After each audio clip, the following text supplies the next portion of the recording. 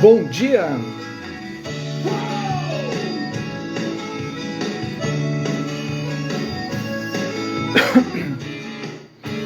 Bom dia, Fabiola. Oi, Gustavo. E aí, Xande?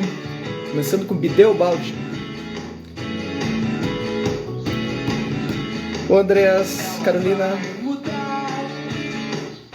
Ô, Gustavo, tudo bem? Bom dia, Marisa, Jaque. Começando a sexta-feira com Bideu Balde a mil já. Vamos acordar. Bom dia, Rosa. Oi, Cris. Bom dia para quem dormiu e para quem não dormiu. Bom dia, Karen. Oi, Pablo. Nega, tudo bem? E aí, Fabrício? Vamos aumentar o som. Vamos lá, todo mundo. Começando a mil. Ô, Xande, acorda a Bruna aí. Bom dia, Raniel. Oi, Úrsula. É mesmo amor mesmo que acabe. Não importa, sempre é amor.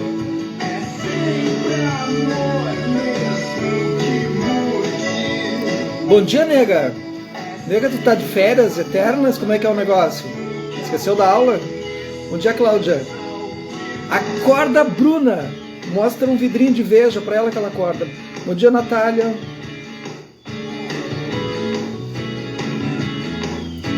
Ó, Cláudia, tu que é aí lá de Minas, né? Escuta Bideu Balde, Banda Gaúcha.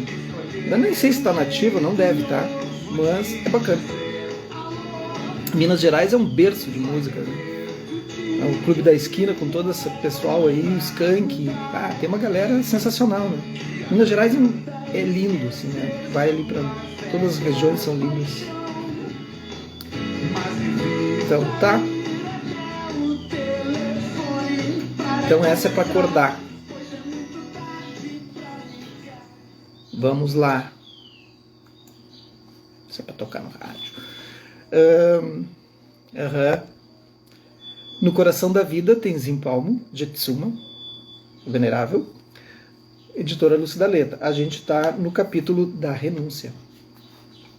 E aí ontem vocês lembrem de mandar o aviãozinho esse aí para a gente poder chamar mais pessoas. Ah, não se aguentou, né? Acordou, né? A Bruna, vou te dizer. Bruna tem que acordar para me ouvir. Ela já me ouviu de noite na aula. E aí agora continua, né? É judia dela mesmo. Vocês mandem um aviãozinho aí pro pessoal para chamar quem não chegou ainda. Isso é super importante. E vocês fizeram mudar algum hábito ontem? Tiveram alguma mudança de hábito assim? Fizeram alguma coisa? Então, tentem ver se deu certo. Então, a gente vai continuar aqui. Podemos proteger o solo de nosso coração por meio de observância de 5 preceitos éticos básicos. 5 preceitos.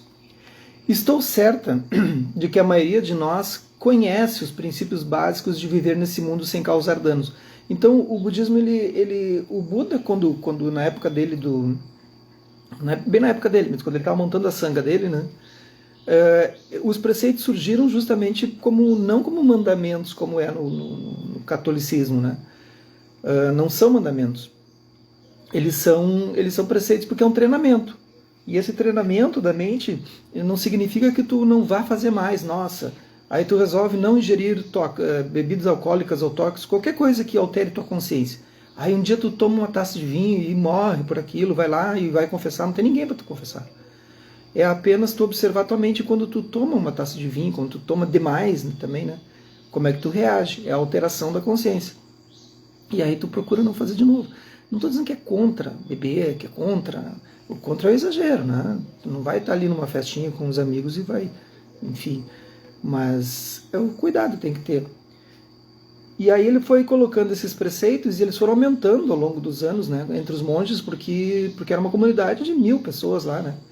E os monges seguem 250 preceitos. As monjas 300 e tanto. E os preceitados, no meu caso, eu sigo 16 preceitos. E aí para os leigos dá para seguir 5 preceitos. Então, vocês estão escutando São só 5 preceitos. E esses 16 preceitos que eu tomei foi num evento, né, para tomar os preceitos. Então vocês podem tomar esses 5 preceitos e observar. É observância dos preceitos, não significa mandamentos. É diferente. Tá? Então olha só. São exemplos, princípios básicos de viver nesse mundo. Não tirar vidas. Não tirar vidas tá bem claro, né? Não tomar o que não foi dado, não rouba. Não mentir. Não se engajar em má conduta sexual e não usar substâncias entorpecentes. Pronto. Só isso a gente já... Ah, mas hoje eu vou sair, é sexta-feira, eu vou tomar uma cerveja. Beleza. Não tirar vidas inclui não só seres humanos, mas animais, peixes e insetos. Não tomar nada que não foi nos dado inclui devolvermos o que tomamos emprestado, tais como livros, DVDs e assim por diante. O preceito sobre má conduta sexual significa responsabilizar-se por sua conduta sexual. Não explorar pessoas e não se envolver em qualquer tipo de relacionamento sexual que possa causar eventuais danos a qualquer pessoa em qualquer tempo. O preceito sobre entorpecentes surge porque eles em geral afetam a mente. Quando as pessoas estão sob a influência de álcool e drogas, podem se tornar violentas e abusivas. A compaixão e os aspectos amorosos de nossa natureza são ignorados. Afinal, o budismo trata da mente, como se tornar senhor da mente, ao invés de escravo dela. Vejamos o preceito sobre a fala, porque somos muito afetados pela fala dos outros. A fala, então, está ligada ao preceito de não mentir, né? Não fazer fofoquinhas, e não espalhar intrigas, né? Não é o caso de vocês aqui. Vocês são pessoas evoluídas, né? Jamais vão ficar falando da vida dos outros, né? Incomodando. Né? E o preceito da fala, ele, então, ligado à mentira, ele é um dos 8 pontos do caminho óctuplo. É o terceiro ali, depende também da linhagem. Né? Tem gente, o Tishnar gosta de colocar ele bem na frente. Assim. Então, o preceito da linhagem, do caminho óctuplo, que é o terceiro. Então, vem compreensão, pensamento correto, fala correta. Então, quando tem compreensão das coisas, pensamento correto, fala correta. Da fala correta, vai surgir o quê? Uma ação correta. Né? Uma fala incorreta, aqui que vai surgir uma ação incorreta. E assim vai indo. Então, o caminho óctuplo, ele faz parte das 4 novas verdades. As 4 novas verdades, essa aí é a 4ª, tá? Que é o caminho para sair do sofrimento. Então, 4 novas verdades. Dar um passo para... Não apenas as palavras que dizemos, mas o tom com que falamos. Muitas vezes, quando há brigas e desentendimentos, as pessoas se separam por causa das palavras. Dar um passo para trás e apenas ouvir como nós mesmos falamos. Sem julgar, apenas ouvindo, como se estivéssemos ouvindo de fora, espaço, aquele distanciamento do vão, dar aquela distância entre o carro e outro, para que tu possa ter um tempo de reação. Nossas palavras são uma parte muito importante de nossa conduta, o que significa que nossas palavras devem ser verdadeiras e devem ser gentis e não desagregadoras. Mas nossas palavras não devem colocar as pessoas umas contra as outras. Teve um momento ali década de 80, até a década de 90, mais ou menos, em que existia muito essa coisa de catarse, assim, né? A psicologia, de alguma forma, alguns psicólogos, né, a psicologia como um todo, colocavam, não, tu tem que colocar para fora, tem que expor tua raiva, tem que isso, aquilo. No budismo não existe isso, aí não funciona. Porque raiva gera mais raiva. Porque raiva é o elemento fogo, lembra que a gente estudou na aula ontem, né? Elemento fogo gera o quê? Gera fogo, combustão, né? Então tu não fica colocando, quanto mais tu gerar essa raiva, mais tu expor essa raiva, mais tu vai gerar raiva. E não significa que tu tem que também acomodar isso, botar um pano quente em cima. Significa que tu tem que observar isso, a tua reação frente à raiva. Então, tem pessoas que dizem, eu falo mesmo. Pois é, não deveria falar. Deveria pensar no que tu fala. Eu preciso. Não precisa, isso aí é só... Entende?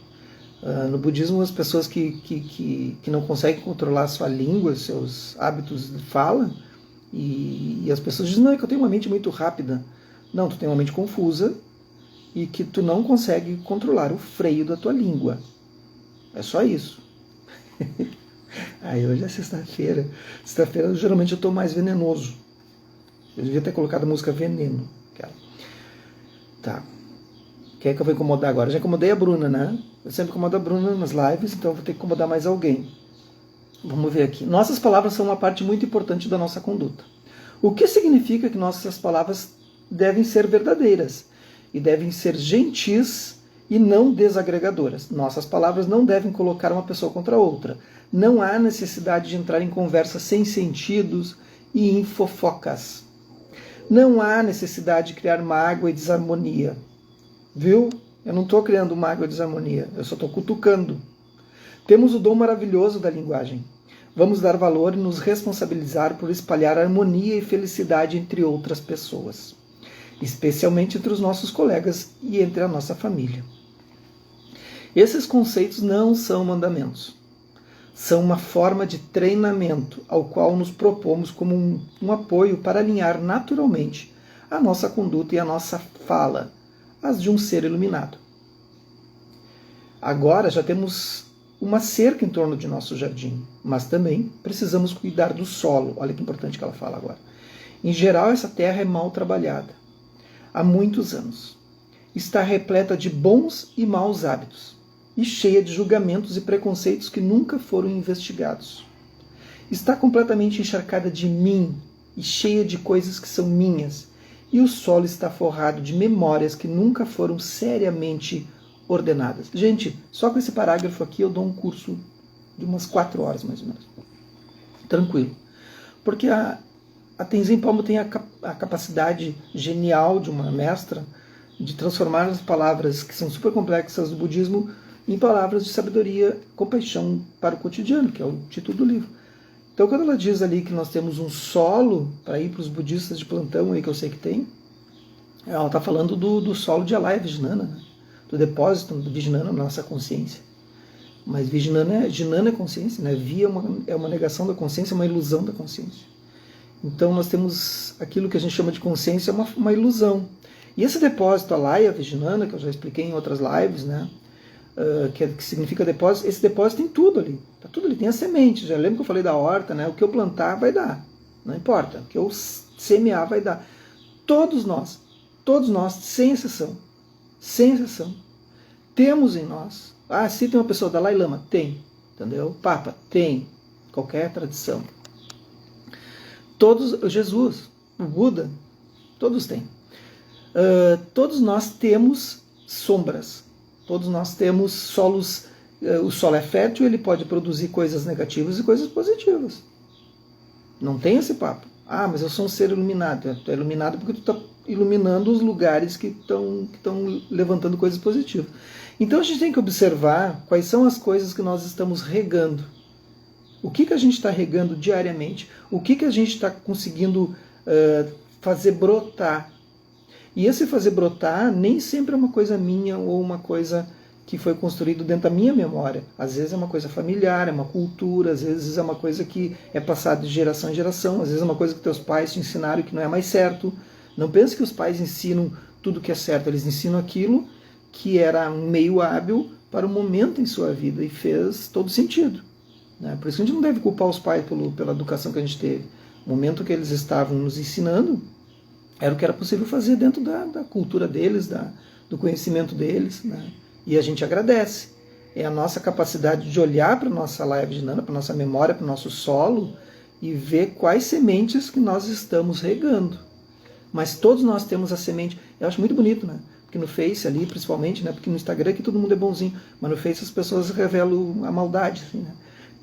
Mas ali, em qualquer lugar, né? As pessoas não são corruptas, as pessoas são todas boazinhas, as pessoas são maravilhosas, ficam ali julgando, apontando, porque tu é corrupto, porque tu é ladrão, porque tu é violento, não sei o que, todos nós somos. Todos nós temos essa semente, acreditem. Depende do lugar onde tu está, ela vai brotar. Então essa atenção plena, que é um dos caminhos do caminho óctuplo, Atenção plena a quê? Ao que eu estou fazendo brotar. Por isso que eu falei ontem, mudem um hábito, um só por dia, um só por semana, um hábito, um. Ah, mas é tão bom, é confortável esse hábito. Esse hábito está fazendo tu regar uma semente imprópria. E a hora que ela brota com todo o karma disso. Falamos de karma, né? Aí o karma brota, aí ele amadurece. A hora que ela amadurecer, não tem volta. Tu vai ter que sofrer as consequências. Muito bem, para uma sexta-feira vocês já estão bem conduzidos, né? Quando você quer viajar com pouca coisa, apenas com uma mochila nas costas, é preciso classificar todas as suas coisas. Você precisa decidir o que é essencial e o que não é essencial. Você tem que fazer escolhas claras. E assim é com toda a desordem e com o lixo que fica na mente. A nossa mente é um depósito de lixo. Nos textos tradicionais, a ideia de renúncia, do Nejum, em tibetano, está intimamente associada à ideia de deixar a terra natal, pois esses ideais baseiam-se na visão budista tradicional, de que deveríamos passar de uma vida em casa para uma vida sem teto. Prestem atenção nisso e não levem tão a sério, né? A partir daí, perambular. Se lerem os textos tradicionais como as palavras do meu professor perfeito, do Patro Rinpoche, vocês verão que essa é considerada uma condição sine qua non da vida espiritual. A primeira coisa a fazer é sair de casa e vaguear. Isso para os monges, né? Deve-se deixar a casa, a família, amigos e posses para trás e ir embora. Naturalmente, muitas pessoas, inclusive os tibetanos, leem isso e ignoram. O máximo que conseguem é se mudar para o mosteiro local e providenciar o apoio de sua família. Mas quando as pessoas de outros países leem esses livros, levam essas visões muito a sério e ficam bastante alarmados. Como elas não têm nenhuma intenção de abandonar a família, os amigos e o país, sentem que fracassaram antes mesmo de terem começado. Contudo, o problema não são as coisas ou as pessoas, o problema é o nosso apego às coisas e às pessoas. Aqui tem que ter um cuidado com esse parágrafo, porque não significa que vocês estão entrando para o ensinamento budista, tem que largar tudo, largar a família, largar o conforto, começar a dormir no chão e comer uma vez por dia, não é nada disso.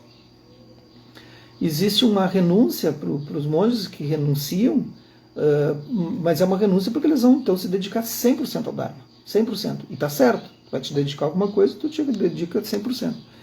E há uma renúncia, que é uma renúncia, não me fugiu a palavra agora, mas quando os monges estão tomando os preceitos de monge... Bom dia, César. Entrou meu irmão ali, o Queiroz. Que bom te ver aqui. Falcone, não é uma renúncia total. Se vocês assistirem, por exemplo, uma renúncia e uma ordenação monástica no budismo Zen, que eu já assisti algumas, já estive presente em algumas com a monja Koen e tudo mais, é muito lindo, assim, é muito lindo. Dura umas 2 horas e é lindíssimo. Tem outros que duram 7 dias, né? Como foi o caso da monja Shoden e da monja Kakuzen. Coisa boa te ver aqui, meu irmão. Bem bom mesmo, fico feliz. E aí é uma renúncia muito bonita, porque eu assisti uma renúncia da monja do Uruguai com o mestre Dengaku, que é o mestre que me deu os preceitos, e ela então se volta para o mestre Dengaku, e ele então pede para ela renunciar, e ela vai em direção à família dela, os filhos dela, estou citando uma cena real, então, vai em direção aos filhos delas e ela renuncia aos filhos. Quando ela renuncia àqueles filhos, não significa que ela está negando os filhos, a gente já estudou renúncia, né? Significa que ela está dizendo, a partir de agora, vocês são meus filhos, mas a minha grande família é a Sangha monástica, são todos os seres. A partir de agora eu sou mãe, sou irmã, eu sou filha, e eu estou a serviço de todos os seres, não somente de vocês. Entenderam? É essa relação de renúncia. Não dizer, não aceito mais vocês como os filhos. E essa cena é muito linda. Essa cena é uma cena muito linda no budismo, assim, no Zen. A questão, segue a Tenzin, não é tanto a renúncia externa, deixar a casa e a família. O que precisamos desenvolver é a renúncia interna. A renúncia genuína vem quando superamos a fascinação e quando superamos o envolvimento com coisas mundanas. Quando deixamos para trás o que antes parecia tão importante para nós. Quando me tornei budista, eu vivi em Londres, no início da década de 60. Não conhecia nenhum outro budista. Essa história ela contou muito no livro Caverna na Neve. Né? Li um texto que dizia que tínhamos de renunciar ao mundo e pensei. Certo, eu tinha 18 anos de idade. Prontamente empacotei todas as minhas roupas, entreguei à minha mãe e disse, dê isso para alguém. Lembra dessa cena, né, no outro livro? Como eu não sabia qual era o aspecto de renunciantes budistas, fiz um vestido que tinha um buraco para a minha cabeça e 2 buracos para os meus braços, com uma faixa na cintura. Isso é um materialismo espiritual. Era meio parecido com uma túnica grega. Eu usava sapatos baixos, cabelos puxados para trás e nenhuma maquiagem. Dessa forma, andei por aí durante vários meses. Finalmente, descobri que havia uma sociedade budista em Londres, e minha mãe e eu fomos visitar. A sociedade budista de Londres estava cheia de senhoras de classe média, de meia idade, e nenhuma delas usava túnica grega. Óbvio, né? Usava um salto alto e maquiagem. Como presumi que fossem mais experientes do que eu, concluí que talvez tivesse cometido um pequeno erro em algum momento. Aí ela diz, que pena que me desfiz de todas as minhas roupas. Eu disse à minha mãe, minha sábia mãe me deu a chave de seu guarda-roupa e dentro dele encontrei todas as minhas roupas. Eu nunca tinha ido a lugar algum em minha vida, até ir para a Índia pela primeira vez em 64. Naqueles tempos, não havia mochilas propriamente ditas. Havia sacos de lona ou de couro que se carregava pelas alças, o que tornava muito pesados. Então, quem não leu ainda A Caverna na Neve, pode acompanhar ali os vídeos, tem ali uns 30 vídeos da Caverna na Neve anteriores a esse que a gente está fazendo, que é sensacional, né, a história dela. Eu sabia que o lugar para onde estava indo, da House, ficava no alto das montanhas, o que significava que teria que enfrentar um tempo frio. Também sabia que na Índia era quente. Assim, tentei fazer uma mala para as 2 situações. Depois de dobrar as minhas 2 camisolas longas e quentes, feitas de flanela grossa, peguei outras 2 feitas de algodão, lindas, longas até os pés. Antes de partir, alguém me deu 2 camisolas, curtas, muito bonitas. Ela levou 2 camisolas, resumindo. Desorganizado, em total confusão, o jardim da nossa mente contém algumas plantas muito preciosas, mas em grande parte está abarrotado de lixo. E assim temos 3 opções. Podemos viver no lixão e deixarmos por isso mesmo. Ou podemos dizer, depósito de lixo, e começar a retirar o lixo um por um, olhando para cada peça e pensando, que interessante. Mas é claro que isso demora muito. E de fato, uma vez que a quantidade de lixo que temos acumulado é infinita, levará um tempo infinito para jogarmos tudo fora. Especialmente se mais lixo continuar chegando. Nossa terceira opção é reconhecer o lixo como folhas mortas, como adubo, e dessa forma alimentar as plantas preciosas. Então o que ela está querendo dizer? A gente tem que parar de colocar lixo na nossa mente. Lixo assim, é ouvir músicas ruins, que falem sobre violência, que falem sobre... Né, tem algumas músicas que só falam sobre isso, né, sobre sexo degradado, enfim, de qualquer forma. Notícias ruins, se envolver em polêmicas bestas nas mídias, como no Face principalmente, né, ficar assistindo jornal. Gente, jornal não serve para nada. Mas é informação. Não é informação. Vocês não sabem o que é informação. Então se assiste um jornal nacional, se assiste em jornais de mídia aberta, leem jornal. Isso não é informação. Informação vocês vão encontrar aí, buscando nos livros, buscando aquela que está dentro de vocês, e aí vai direto buscar informação. Isso não é informação. Isso aí eles estão tentando manipular. Mas é a esquerda que manipula, é a direita que manipula. Gente, é manipulação. Vejam bem. Não, mas não é política. É manipulação. Então não assistam. Não assistam. Fique uma semana sem assistir para vocês verem quanto lixo para de acontecer na mente de vocês. Assistam filmes bons, não assistam filme violento. Então tu começa a ter um monte de coisa que tu começa a não colocar dentro da tua cabeça. Tu diminui o lixão, tu começa a diminuir teu lixo. E aí tu começa a perceber, nossa, né, a minha mente está começando a ficar um pouco mais arejada. E aí tu vai conseguir ver quais são as sementes que estão brotando em Alaya Vijnana, lá naquele depósito de consciência. Né? O Jung vai trabalhar muito isso, né? De ver quais são as coisas que estão brotando nos nossos nosso inconsciente e gerando esses arquétipos que a gente vai gerando. Então a gente tem que ter esse cuidado. Tá? Então começa devagar. E aí não começar a se dar chibatada. Né? Ontem eu comecei a mudar um hábito, não consegui, tenta de novo, tenta de novo, tenta de novo. Só que não fica abastecendo. Não abastece. No nosso mosteiro, temos sempre um monte de cascas de legumes, folhas de chá e outros materiais que precisamos jogar fora.